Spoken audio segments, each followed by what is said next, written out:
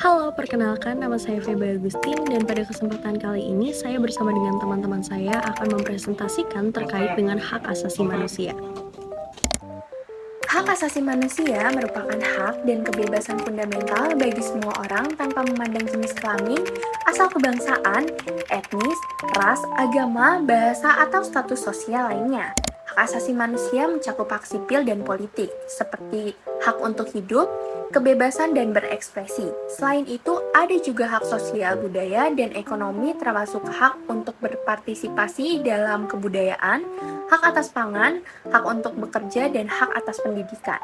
Menurut Undang-Undang Nomor 39 Tahun 1999 tentang Hak Asasi Manusia dinyatakan bahwa HAM adalah seperangkat hak yang melekat pada hakikat dan keberadaan manusia sebagai anugerah Tuhan Yang Maha Esa, yang dihormati, dilindungi, dijunjung tinggi oleh negara, hukum, pemerintah, dan setiap orang demi kehormatannya, serta perlindungan harkat dan martabat manusia. Dalam Undang-Undang Nomor 39 tentang hak asasi manusia juga disebutkan beberapa macam hak, yaitu hak untuk hidup, hak untuk mengembangkan diri, hak untuk berkeluarga, hak memperoleh keadilan, hak kebebasan pribadi, hak atas rasa aman, hak atas kesejahteraan, hak turut serta dalam pemerintah, hak wanita, dan yang terakhir, hak pada anak. Dengan demikian, kewajiban asasi dapat diartikan sebagai kewajiban dasar setiap manusia. Ketentuannya ada di Pasal 1 Ayat 2 Undang-Undang Negara Republik Indonesia 39 Tahun 1999 tentang Hak Asasi Manusia menyatakan kewajiban dasar manusia adalah seperangkat kewajiban yang apabila dilaksanakan tidak memungkinkan terlaksananya dan tegak hak asasi manusia. Terima kasih. Halo, perkenalkan nama saya Nurvina Bisawati di MA 15/2020-011751. Nah, pada saat ini saya akan membahas mengenai sejarah HAM di Indonesia.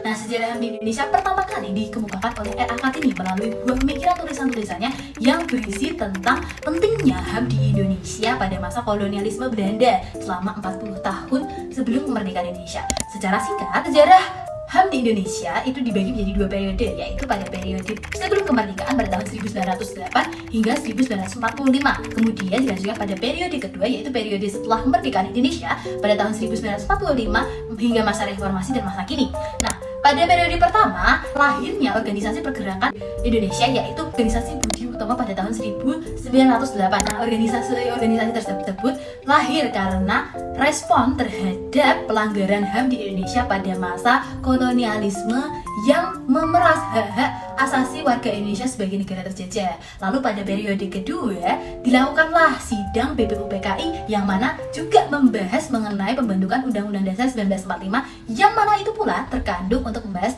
hak asasi manusia. Nah, selanjutnya dilanjutkan pada masa reformasi di mana penjabarannya ini dilanjutkan pada Undang-Undang Dasar 1950. Lalu pada tahun 1903 berdirilah Komnas HAM. Akan tetapi keberadaan Komnas HAM pada tahun itu tidak selalu mendapatkan respons yang baik karena adanya pengaruh politik pada masa tersebut. Nah, selanjutnya hingga pada saat ini perkembangan HAM di Indonesia terus berlanjut seiring dengan perkembangan zaman dan tuntutan masyarakat dalam hal melindungi hak asasi manusia di Indonesia. Nah, teman-teman, berikut tadi adalah pemaparan mengenai sejarah singkat HAM di Indonesia. Selanjutnya akan dilanjutkan oleh rekan saya. Terima kasih. Sejarah perkembangan HAM di Indonesia dirasakan sejak sebelum kemerdekaan.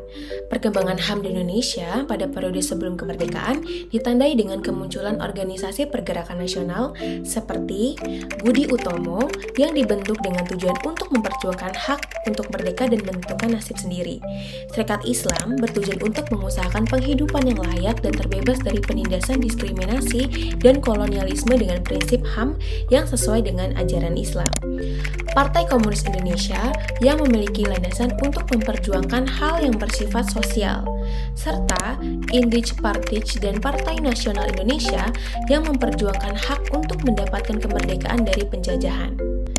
Setelah kemerdekaan, hal yang masih diperdebatkan adalah tentang hak untuk merdeka, hak berorganisasi dalam politik, dan hak berpendapat di parlemen.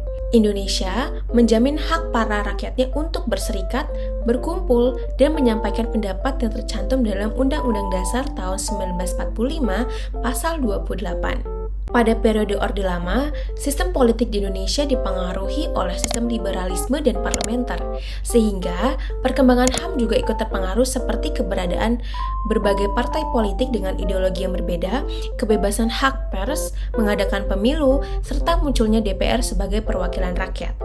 Pada periode Orde Baru, HAM masih dianggap sebagai buah pemikiran dari negara luar atau barat dan dinilai sebagai penghambat proses pembangunan. Banyak terjadi pelanggaran HAM pada periode ini, seperti kebijakan politik yang diterapkan bersifat sentralis dan tidak menerima pendapat yang berbeda dengan pemerintah. Kemudian terjadi beberapa kasus mengenai pelanggaran HAM pada masa Orde Baru, seperti G30S pada tahun 1965, peristiwa Tanjung Priuk pada tahun 1984, kasus Kendung Ombo pada tahun 1989, dan masih banyak lainnya. Pada tahun 1993, dibentuk lembaga mandiri yang bernama Komisi Nasional Hak Asasi Manusia atau saat ini dikenal dengan Komnas HAM yang berfungsi untuk melaksanakan kajian, perlindungan, penelitian, penyuluhan, pemantauan, investigasi, dan mediasi soal masalah hak asasi manusia. Di era reformasi, HAM mengalami perkembangan yang cukup pesat dengan lahirnya TAP MPR nomor 17 tahun 1998 tentang hak asasi manusia. Guna menjamin hak asasi manusia di Indonesia, pemerintah melakukan amandemen UUD tahun 1945. Setelah itu, ditetapkannya Undang-Undang nomor 39 tahun 1999 tentang hak asasi manusia. Perkenalkan, nama saya Sofi Sabila Zahra, NIM A15 2020 01953. Di sini saya akan menjelaskan tentang peradilan HAM. Peradilan HAM di Indonesia mencakup pengadilan khusus yang mengadili kejahatan genosida dan kejahatan terhadap kemanusiaan. Undang-Undang Nomor 26 Tahun 2000 tentang Pengadilan HAM menjadi dasar hukum untuk menegakkan dan perlindungan hak asasi manusia di Indonesia. Proses peradilan HAM di Indonesia mengikuti beberapa tahapan, diantaranya proses penyelidikan terhadap dugaan pelanggaran HAM. Jika terdapat cukup bukti, tersangka dapat ditangkap dan ditahan untuk proses selanjutnya, yaitu proses penyidikan untuk mengumpulkan bukti dan mengidentifikasikan pelaku. Setelah penyidikan selesai, dilanjutkan dengan proses penuntutan, lalu dilanjutkan dengan persidangan. Setelah persidangan selesai, pengadilan akan mengeluarkan putusan yang berisi keputusan apakah terdakwa dinyatakan bersalah atau tidak bersalah, serta hukuman yang akan diberikan jika terdakwa dinyatakan bersalah. Yang terakhir yaitu faktor-faktor yang mempengaruhi HAM. Seperti yang kita ketahui, HAM itu bersifat universal dan tidak mendiskriminasi. Maka dari itu, perspektif serta implementasi setiap orang berbeda-beda tentunya. Faktor-faktor yang mempengaruhi hal tersebut yaitu yang pertama, filosofi atau pandangan hidup. Setiap negara tentu memiliki filosofi atau pandangan hidupnya yang berbeda-beda. Contohnya, filosofi liberal, filosofi sosial, dan juga filosofi Pancasila. Dan juga yang kedua ada faktor budaya, yang dimana setiap negara tentu memiliki budaya dan culture yang berbeda-beda. Misalnya, budaya barat yang cenderung rasional, sekuler, dan juga materialis, sedangkan budaya timur cenderung mengarah pada keseimbangan cipta, rasa, dan karsa, kebijakan hidup, dan juga maju lahir batin. Sekian presentasi dari kami, mohon maaf jika ada kesalahan kata maupun pengucapan kalimat. Semoga materinya bermanfaat dan sampai jumpa.